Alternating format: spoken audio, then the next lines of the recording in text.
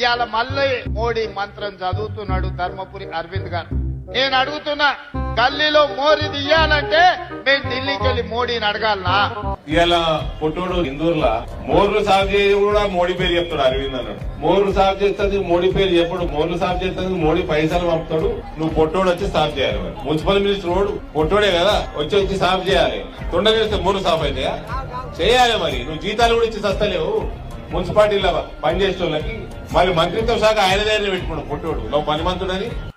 ధర్మపురి అరవింద్ గారు, మీరే పార్లమెంట్ సభ్యులు కదా, మోడీ గారి దగ్గర నీకు చాలా పరపతి ఉందంటావు కదా, మరి మోడీ గారి దగ్గర పరపతి ఉంటే ఎందుకు మీరు స్మార్ట్ సిటీ కింద నిజామాబాద్ ను తీసుకురాలేకపోయినరు? నిజామాబాద్ అట స్మార్ట్ సిటీ చేయలేదు అరవింద్. అరే బెవకు సలుపుల్లోని చెప్పొచ్చు.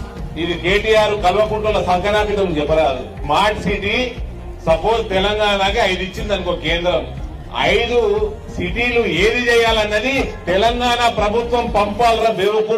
మీరు పేర్లు పంపిన వాటికే కేంద్రం ఇస్తుంది. నామినేట్ మీరు చేయాలి. నన్ను అడుగుతావు హౌలే చదువుకోరా నాయన.